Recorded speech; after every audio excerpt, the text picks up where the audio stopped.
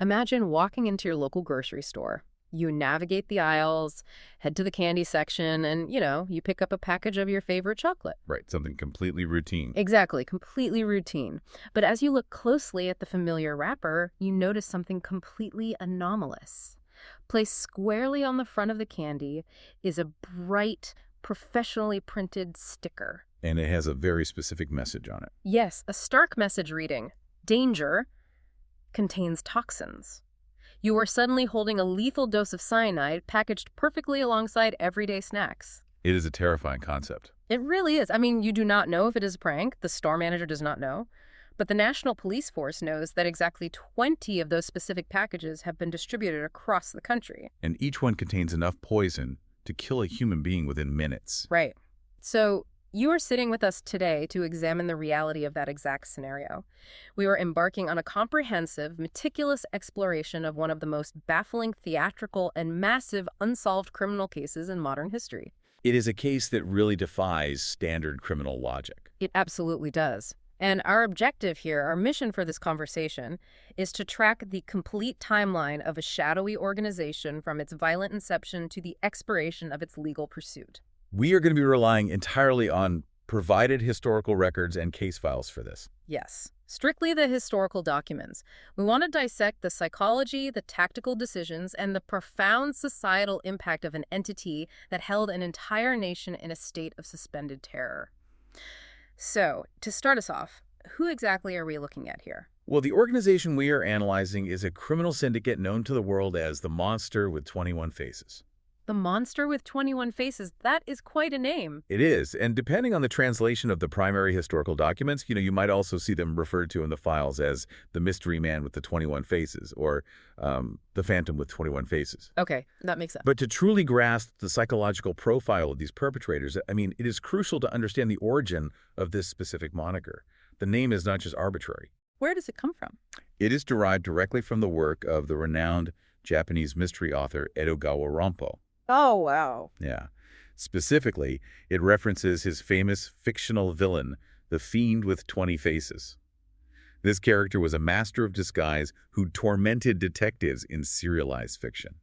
That literary reference is fascinating because, it immediately establishes the tone for everything that follows in our timeline. It really does. By choosing a name from a popular detective novel, the individuals orchestrating this campaign were signaling from the very first moment that they viewed their actions as far more than mere extortion. Right, they were actively staging a public performance. Exactly. They were engaging in a twisted, high-stakes game that consciously cast themselves as the untouchable, brilliant masterminds, and the authorities as their hapless, continually frustrated antagonists. Precisely.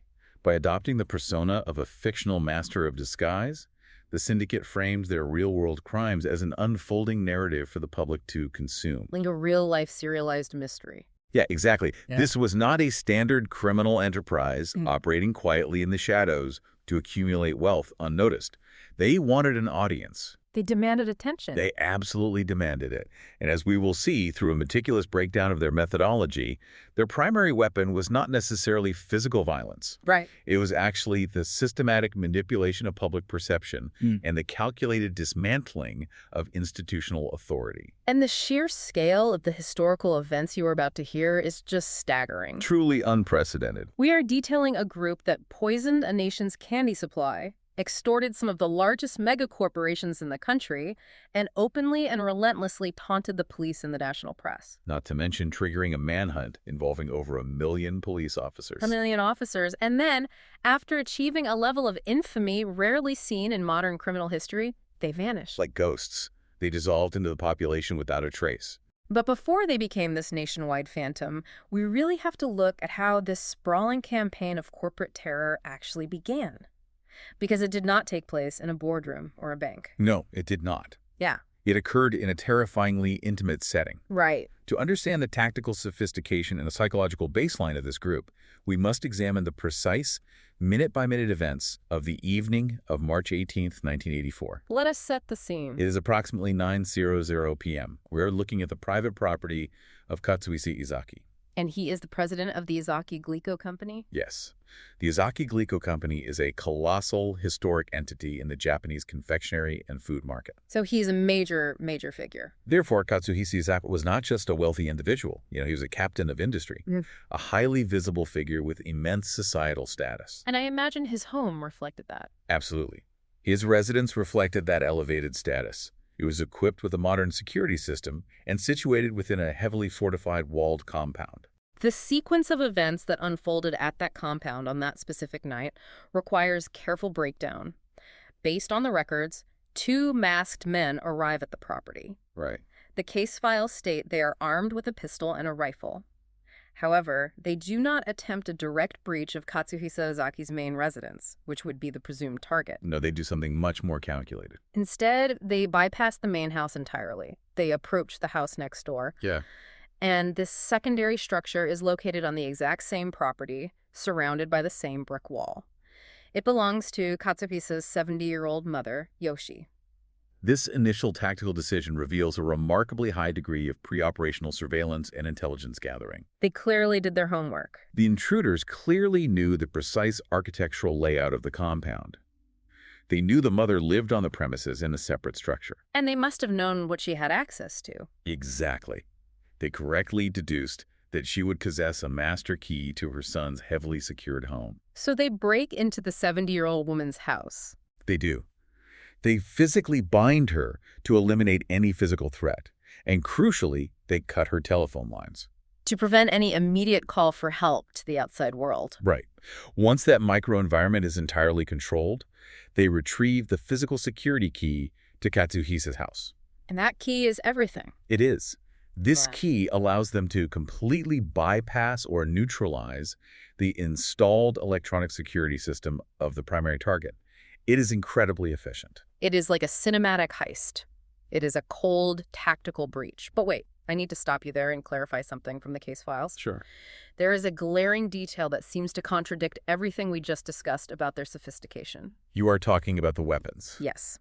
The historical records indicate that the pistol and rifle the men carried were later determined or heavily assumed to be toy guns. That is correct. If you are executing a highly coordinated invasion of a billionaire's fortified compound, why would you risk the entire operation on plastic props? It is a profound contradiction, I admit, but it provides massive insight into their operational philosophy. How so? On one hand, you have a highly sophisticated infiltration plan requiring intimate knowledge of the target's property, their security measures, and the family's daily routines. High-level plan. Very high level. On the other hand, the primary instruments of physical intimidation are simulated weapons. This strongly suggests a desire to exert absolute psychological control and instill paralyzing fear. But without the actual lethality. Without the immediate intent or perhaps even the capacity for lethal violence at this stage. So it is a highly calculated risk assessment.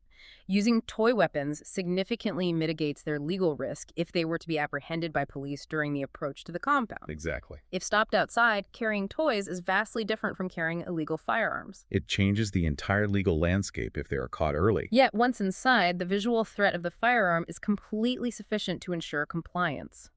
Terrified, unarmed civilians are not going to inspect the metal of the barrel in the dark. Correct. It demonstrates a profound psychological understanding of their victims. The goal was extraction, not assassination. Okay, so armed with the stolen key and the simulated weapons, the 2 masked men smoothly enter the main home of Katsuhisa Ezaki. Yes. And inside, they immediately encounter his 35-year-old wife, Mikiko, and his 7-year-old daughter, Mariko. The men move swiftly to bind them. They do.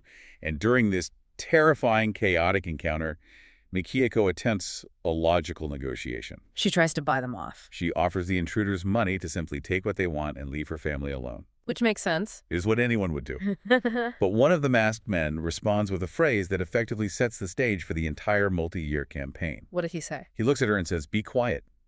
Money is irrelevant." Money is irrelevant. In the context of an armed home invasion targeting a phenomenally wealthy industrialist, that statement defies all conventional criminal logic. It completely flips the expected narrative. If the immediate goal is not to seize the cash, jewelry, or valuables readily present in the home, their objective must be long-term leverage. Right. They were not there for a burglary.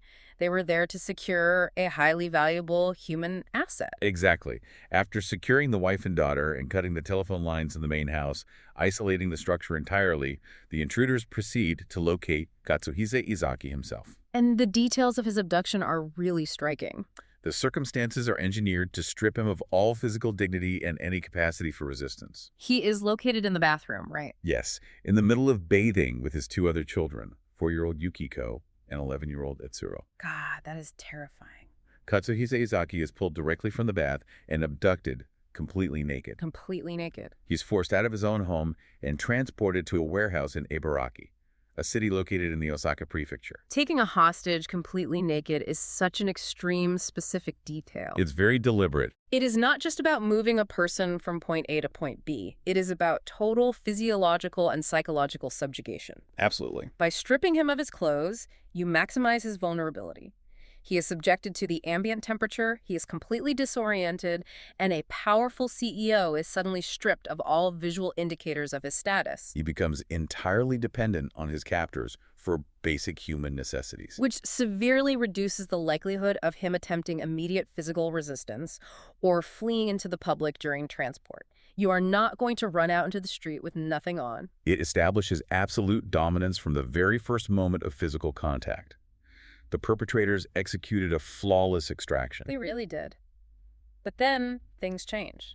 Despite this overwhelming initial control and brilliant planning, the entire situation changes drastically just 3 days later. What happened? While being held in the warehouse in Ibaraki, Katsuhisa Ezaki manages to exploit a vulnerability in his restraints. He breaks out. He breaks free from the ropes binding him, navigates out of the warehouse, and escapes into the public to secure his freedom. That is incredible. However, upon his rescue, he is unable to identify the culprits. He cannot provide the police with any actionable clues regarding their identities, their base of operations, or their ultimate motivations. So he is safe, but the police have virtually nothing to go on. Right. This escape seems like a catastrophic failure of the syndicate's initial operational plan.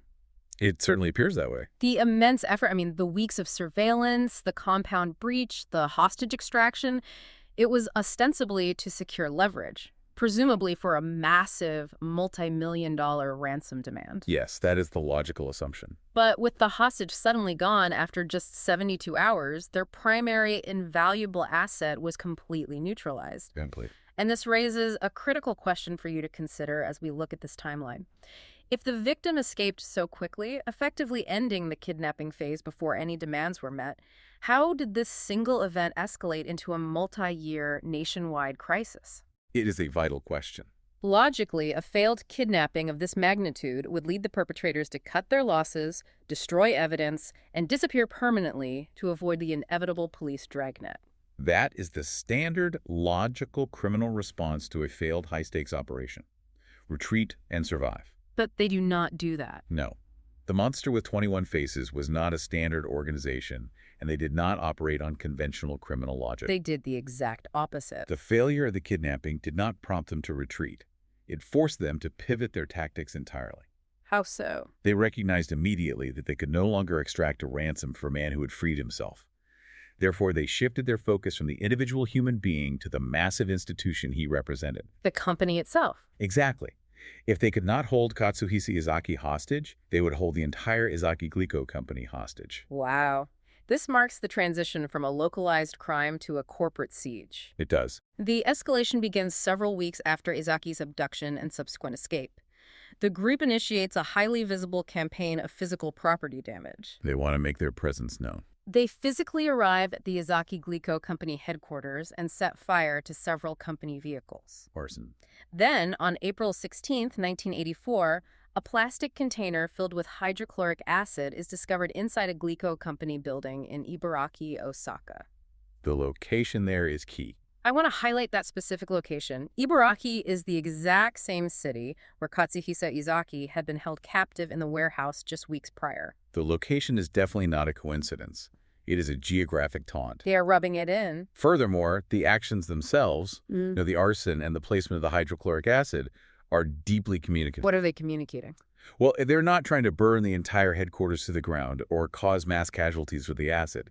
They are providing physical demonstrations of their continuous access and capability. We can get to you whenever we want. Exactly. They are sending a clear, undeniable message to the corporate leadership and the investigating authorities. They're basically saying, you may have recovered your president, but your infrastructure, your physical facilities, and your employees remain entirely vulnerable to our reach at any moment. It is a deliberate transition from a personal abduction to systematic corporate sabotage. Yes, it is. That transition from physical acts of violence to sustained psychological warfare introduces the next phase of this crisis. And this phase is characterized by an unprecedented engagement with the public. Unprecedented is the right word. Having clearly demonstrated their ability to infiltrate and destroy corporate property at will, the syndicate begins communicating directly. They start writing. This is where the narrative truly shifts into bizarre territory. This phase is defined by a volume of written correspondence that is highly unusual in standard extortion or terrorism cases. They wrote a lot of letters. A staggering amount. The monster with 21 faces actively weaponized the written word. They utilized letters not simply to issue monetary demands, but to publicly humiliate the police force. They were intentional about it. Very intentional. They wanted to craft a specific, terrifying, almost mythological persona around their organization. Let us examine the very first major communication to see exactly how they constructed this persona. The April 8 letter. Yes, on April 8, 1984, the group sends a letter directly to the police investigators. The translation of this is fascinating. The official English translation of this historical document reads as follows. To Japanese police fools, are you stupid? There's so many of you. What on earth are you doing? If you are real pros, try catching me. There's too much handicap, so I will give you a hint. A hint. There's no fellows in the Ezaki's relatives. There's no fellows in Nishinomiya police. There's no fellows in flood fighting corps. Car I used is gray. Food was bought at Dai. If you want a new info, beg for it in the newspaper. After telling you all this, you should be able to catch me. If you don't, you are tax thieves. Shall I kidnap the head director of the prefectural police? We must analyze the sheer audacity of this letter within its cultural context. It is incredibly disrespectful. In 1980s Japanese society, respect for institutional authority, particularly the police force, is deeply ingrained and culturally paramount. You just do not talk to the police like that. Addressing the police directly as fools and tax thieves is a severe, almost unthinkable transgression. It is not just an insult.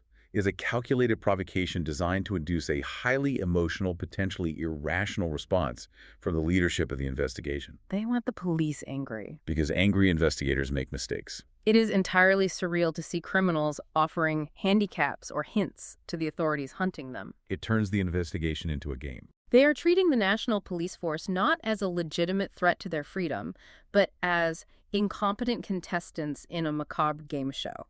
Right. They explicitly tell the police the color of the getaway vehicle, stating it is gray, and they name the specific supermarket chain, Dai, where they purchased the food used to feed Ezaki during his captivity. Which seems helpful on the surface. But why would a criminal syndicate hand the police pieces of the puzzle? To understand why, we have to look at the linguistics and the tactical utility of those specific clues. The historical records note that the letters were written almost entirely in hiragana. What is the significance of hiragana? Hiragana is the most basic Japanese syllabary. It is typically learned by young children before they master the much more complex kanji characters used by adults. Oh, so it looks like a child wrote it. Furthermore, the letters heavily utilized a very distinct Osaka regional dialect. So by deliberately using the linguistic tools of a child hiragana, combined with a localized dialect, they are crafting a highly specific, mocking persona. Yeah. It reads like a malicious juvenile taunting an adult authority figure. Another excerpt from their correspondence reads, Dear dumb police officers, don't tell a lie. All crimes begin with a lie, as we say in Japan. Don't you know that? It is infantilizing the police. The use of the Osaka dialect also serves a tactical purpose.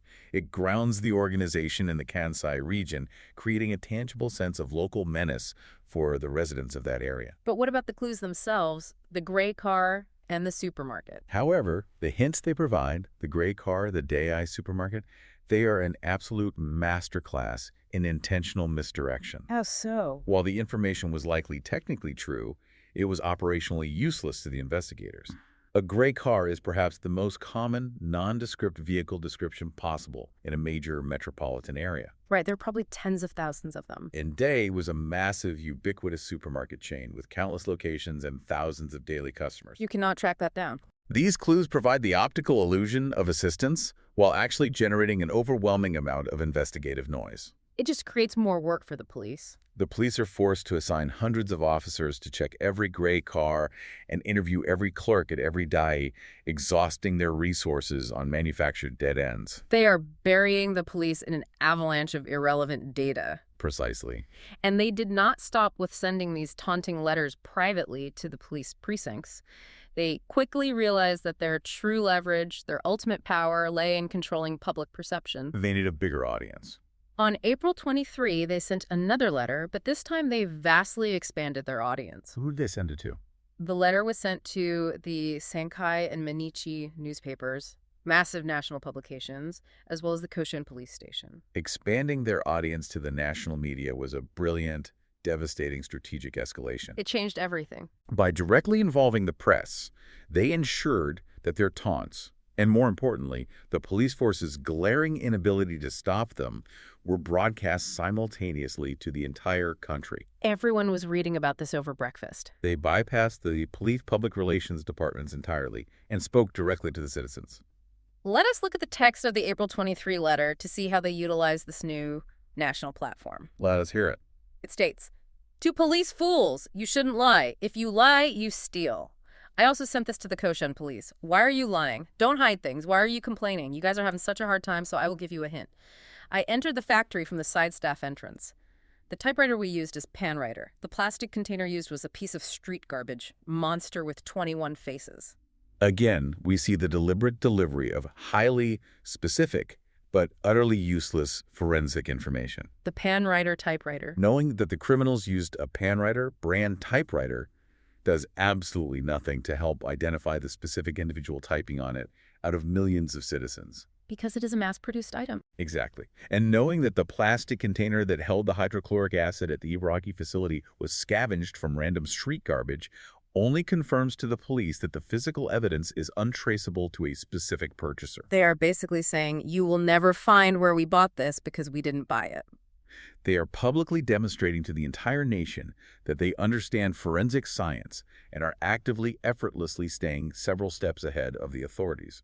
By May 10, 1984, having thoroughly humiliated the police and the press, the group shifts their strategy from physical property damage to direct, catastrophic economic warfare. This is a huge turning point. They send a letter to the Ezaki Glico company containing a threat that completely paralyzes the organization and panics the public. Oh, what is the threat? The monster with 21 faces claims to have laced $21 million worth of Glico confections with potassium cyanide soda. Potassium cyanide. They threaten to place these poison products on store shelves across the country for the general public to blindly consume. This is the critical moment. The crime transforms from a corporate feud into mass national terror. It affects everyone now. Threatening to poison a food supply targets the absolute most fundamental trust that exists in modern society. The trust between a consumer and a manufacturer. You expect your food to be safe. When you buy a sealed product, you trust it is safe. Potassium cyanide is a highly lethal, fast-acting chemical compound. Even a minute ingested amount interrupts the body's ability to use oxygen, resulting in rapid fatality. It is a horrible way to die. By threatening to weaponize the company's own beloved products against children and families, the syndicate created an immediate existential crisis for Ezaki Glico. And the economic fallout of that single threat is immediate and devastating. The company had to react. Ezaki Glico is forced into an impossible position and must pull its products from store shelves nationwide to ensure public safety. They had no choice. The immediate financial loss from that recall is over $20 million. In 1980s currency, that is massive. The operational disruption is so severe, it forces the company to lay off 450 part-time workers immediately. People lost their livelihoods over this. By the conclusion of the specific ordeal, Glico reports a staggering total decrease in sales of nearly $130 million.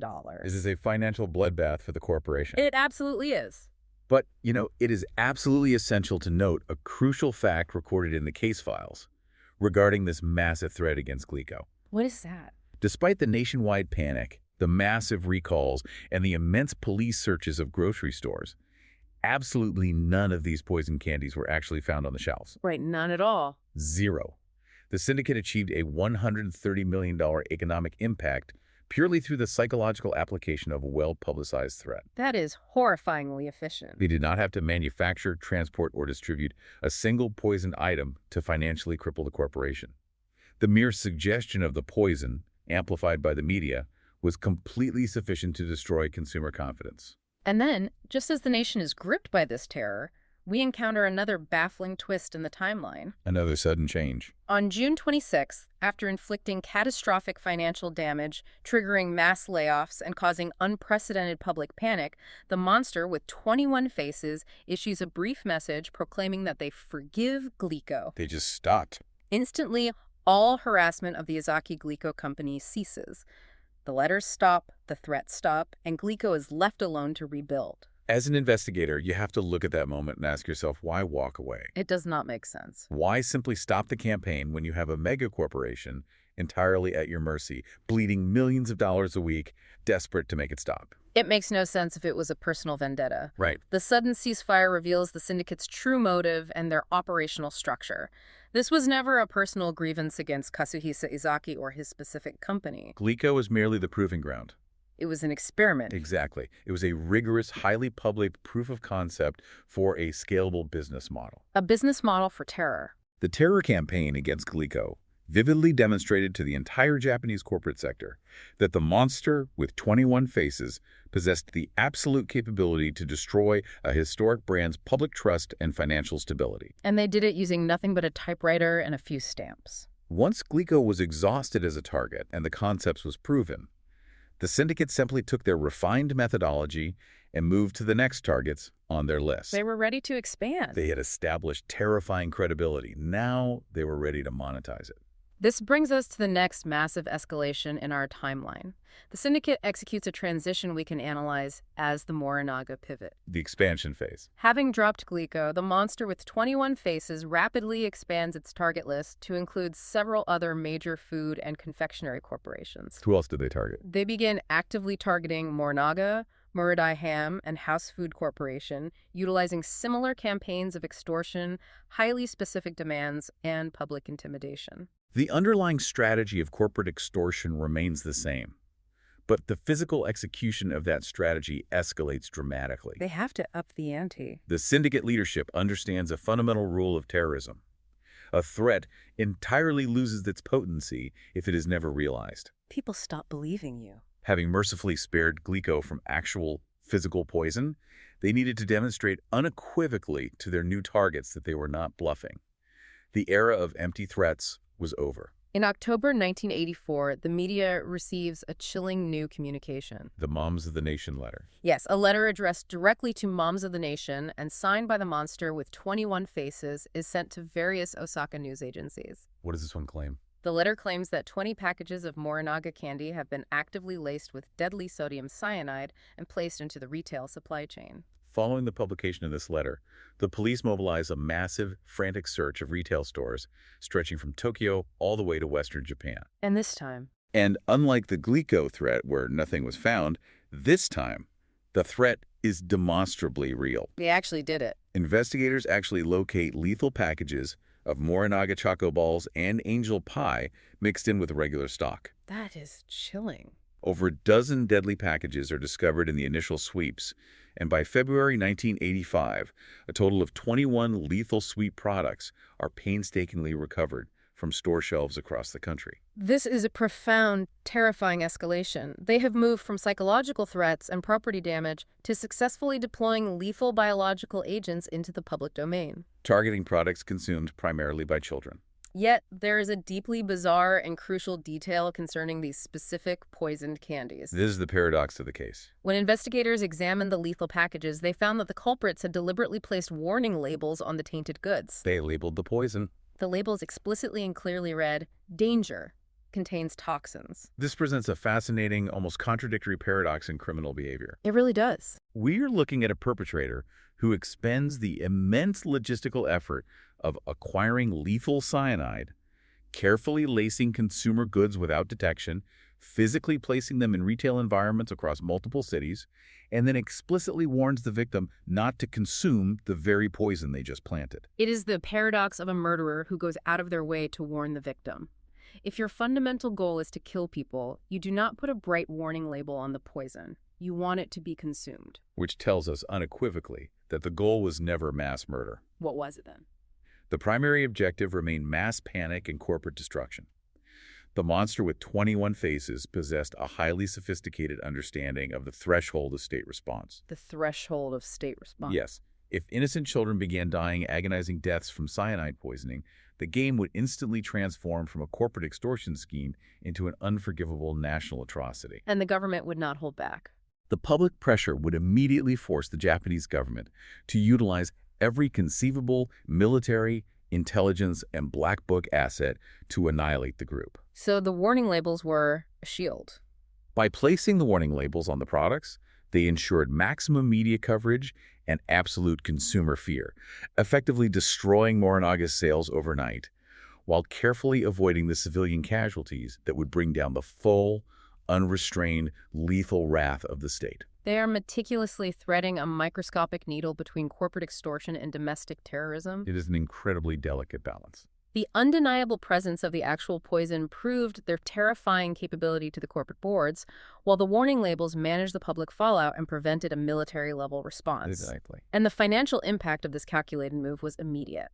On November 7, Morinaga and Company is forced to reduce its current production by an astonishing 90%. 90%. The company essentially ground to a halt. With the corporation's revenue stream entirely choked off and their public image in tatters, the syndicate moves swiftly to extract the ransom. They go in for the kill. On November 1st, 1984, a highly specific, threatening letter arrives at the Tokyo home of Morinaga Dairy Vice President Mitsuo Yamada. The letter reads, "To President, you saw our power, didn't you? If you disobey us, we will destroy your company. You will get killed. Decide whether you want to give us money or do you want to see your company destroyed." And the demand is huge. The demand is specific and massive, 200 million yen. Extortion demands are common, but it is the method of communication they mandate that is truly unprecedented in the history of crime.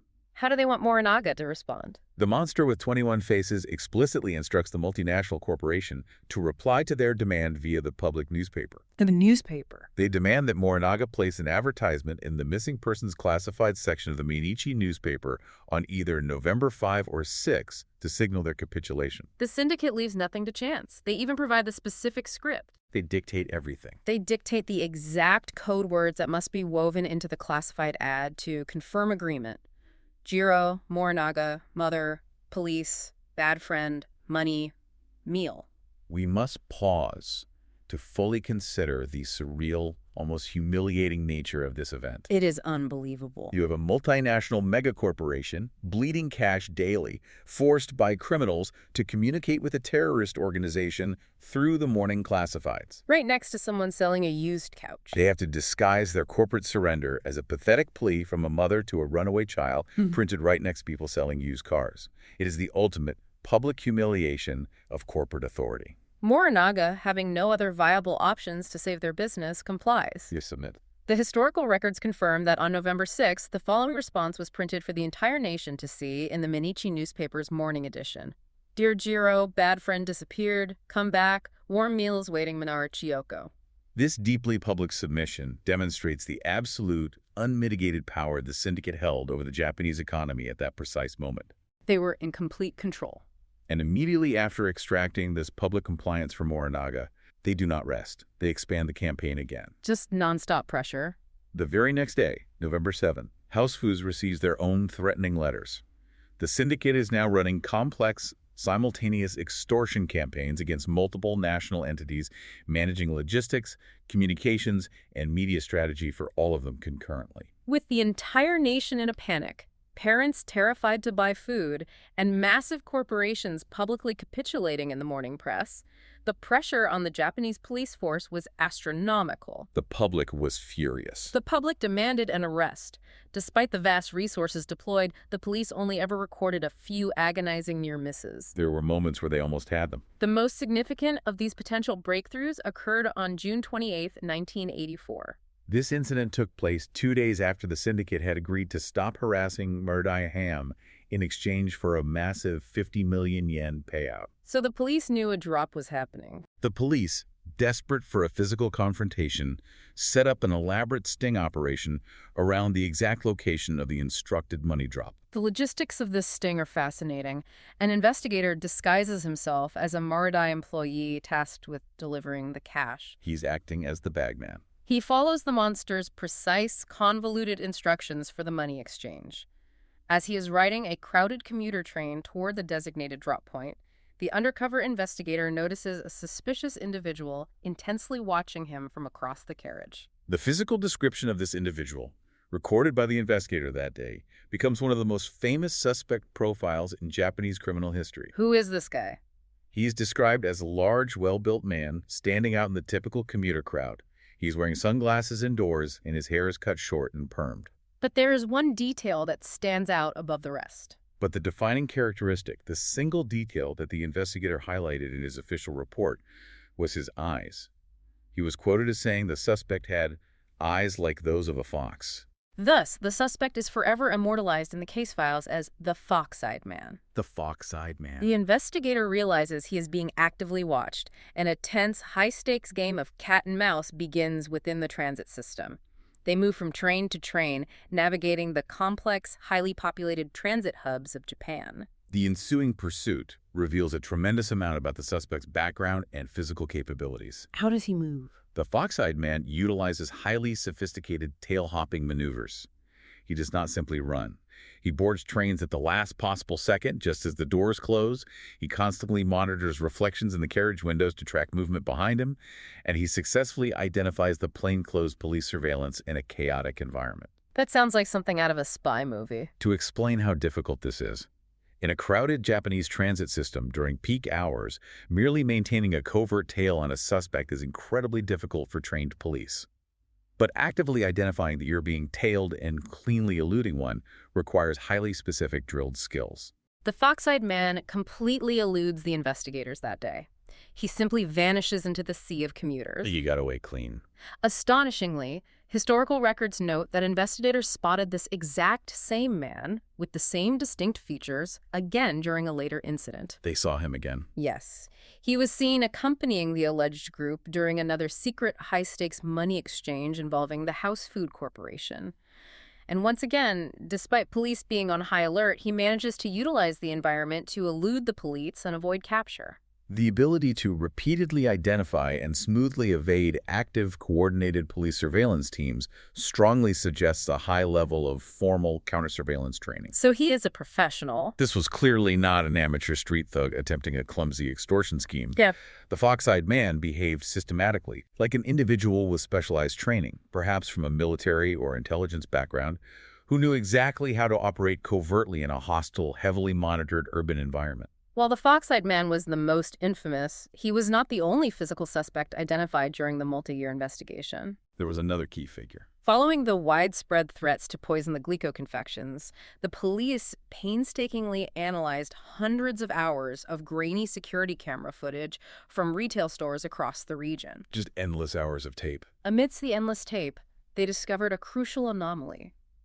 A man wearing a Yomiuri Giants baseball cap, deliberately placing Glico chocolate on a store shelf in a highly suspicious manner. This individual becomes known in media and the files as the videotaped man. The videotaped man. The security camera image, though low resolution, was made public and heavily circulated by the media in a desperate attempt to identify him. Why was this footage so important? This footage was incredibly significant because it was the only direct photographic evidence of a suspect actively participating in the physical logistical aspect of the crime, actually manipulating the targeted products in the retail space. The intensive investigation into both the composite sketches of the Fox-eyed man and the footage of the videotaped man eventually led the Tokyo Metropolitan Police to focus heavily, almost exclusively, on a specific individual. A prime suspect. A man named Manabu Miyazaki. On paper, Manabu Miyazaki was an incredibly compelling person of interest.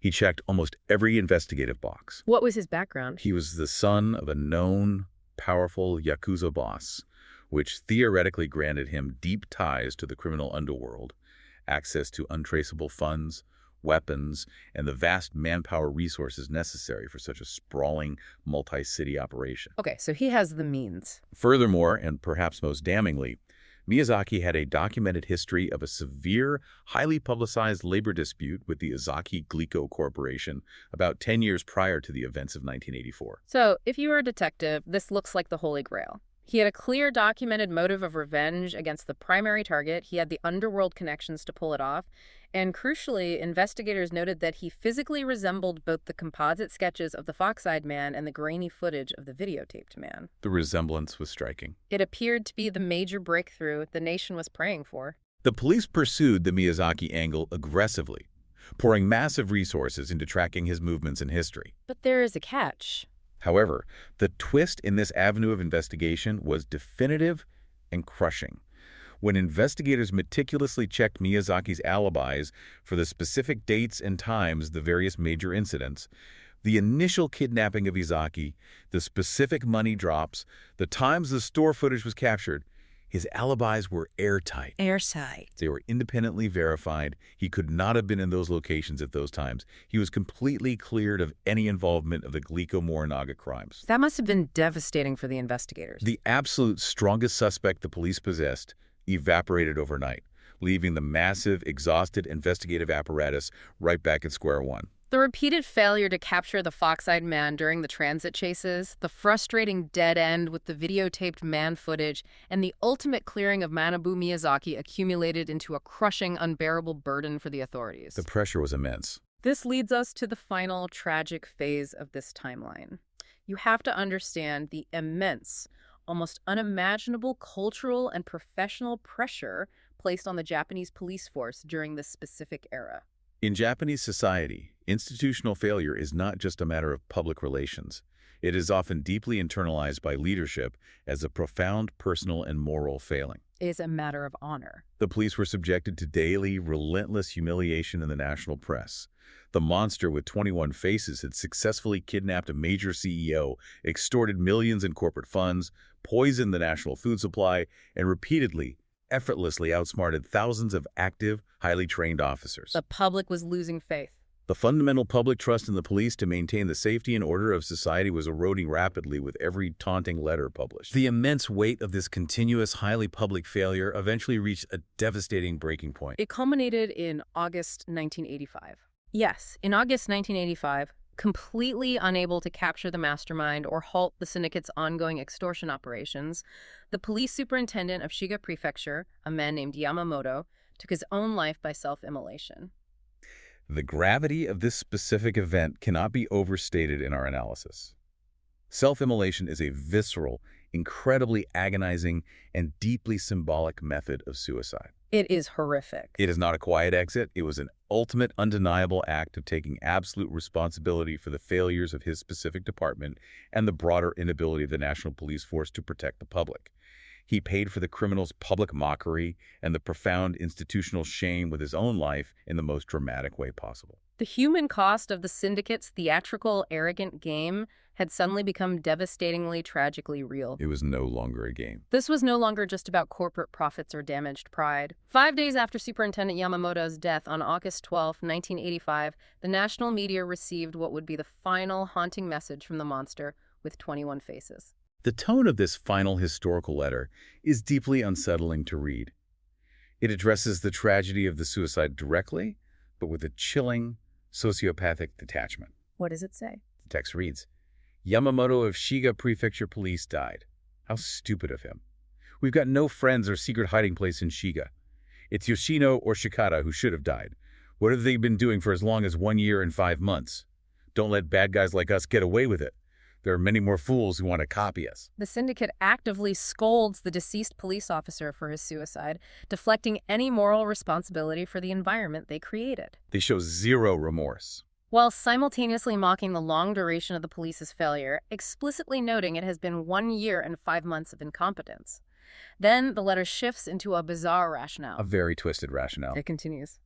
No career Yamamoto died like a man, so we decided to give our condolence. We decided to forget about torturing food-making companies. If anyone blackmails any of the food-making companies, it's not us, but someone copying us. They unilaterally declare an end to their massive corporate terror campaign. They explicitly cite the superintendent's tragic death as the catalyst for this decision, Framing it as a condolence. framing their sudden cessation of crime as a twisted, perverse form of respect or condolence. But the analytical reality is likely far more pragmatic. They realized the heat was going to be too much. They recognized that the entire parameters of the game had fundamentally changed. The highly publicized death of a high-ranking police officer escalated the situation far beyond property damage, poison candy, and financial extortion. The government was going to come down on them hard. The national atmosphere was no longer conducive to their specific brand of public theater. The public anger would now demand a capture at any cost. The letter concludes with a chilling, arrogant sign-off that perfectly encapsulates their entire chaotic philosophy. We are bad guys. That means we've got more to do other than bullying companies. It's fun to lead a bad man's life. It's fun to lead a bad man's life. After that final taunting sentence was published on August 12, 1985, the monster with 21 faces was never heard from again. They just stopped. The letters stopped completely. The poisoning stopped. The extortion campaign ceased entirely. The phantom vanished. The sheer, staggering statistics of the subsequent failed investigation define the expiration of justice in this case. The numbers are mind-boggling. To put the scale of this manhunt into perspective, in the years that followed that final letter, it is estimated that over 1 million police officers were utilized to work on the case in some capacity. 1 million. They chased down and investigated more than 28,000 separate tips from the public. They investigated nearly 125,000 individual persons of interest. To visualize that, the police essentially investigated the entire population of a mid-sized American city like Ann Arbor, Michigan, one by one. The mobilization of national resources, the sheer volume of paperwork, interviews, and surveillance was completely unprecedented in Japanese history. No precedent. Yet, the definitive result of that monumental effort was absolute zero. Not a single suspect was ever formally charged with the crimes associated with the monster, with 21 faces. The legal conclusion of the saga dragged out slowly over decades until the law itself simply surrendered to time. The statutes ran out. The statute of limitations for the initial violent kidnapping of Katsuhisa Ezaki officially ran out in June 1995. The statute of limitations for the attempted mass poisonings of the food supply officially expired in February 2000. So they cannot be prosecuted. The case was formally closed without a resolution. The perpetrators won. This brings the sprawling timeline back to you, the listener, absorbing this history. Consider the sheer magnitude of the events we have just analyzed. It is a lot to process. A highly coordinated group orchestrates a flawless terror campaign across an entire nation. They write the script for their own public drama, perfectly manipulating the national media and paralyzing corporate infrastructure. And changing how we package food forever. They fundamentally changed national security protocols in consumer packaging forever. And then, at the absolute height of their power and infamy, they voluntarily close the curtain on their own performance and vanish perfectly, seamlessly back into normal society. The historical record suggests an incredible, almost inhuman level of discipline. Criminals rarely walk away permanently, especially when a strategy is so financially lucrative and psychologically successful. The ego usually demands an encore. Yet, this syndicate achieved the impossible, total, unbreakable anonymity in the face of the largest, most desperate manhunt in national history. Which leaves us with a final, deeply provocative reality to consider as we close this file. When a police force systematically investigates nearly 125,000 people, the mathematical probability is exceptionally high that the actual members of the monster with 21 faces were, at some point, directly interviewed by the authorities. They probably talked to them face to face. They were spoken to by detectives, their alibis were checked, and perhaps cleverly forged. And they were ultimately dismissed as innocent. The perpetrators of this massive psychological warfare have walked freely among the public for decades. Right here with us. They perhaps stood in line next to you at a grocery store, quietly watched the news reports of their own crimes, and lived out their normal lives, taking the secret of their ultimate twisted game entirely to the grave. Thanks for listening.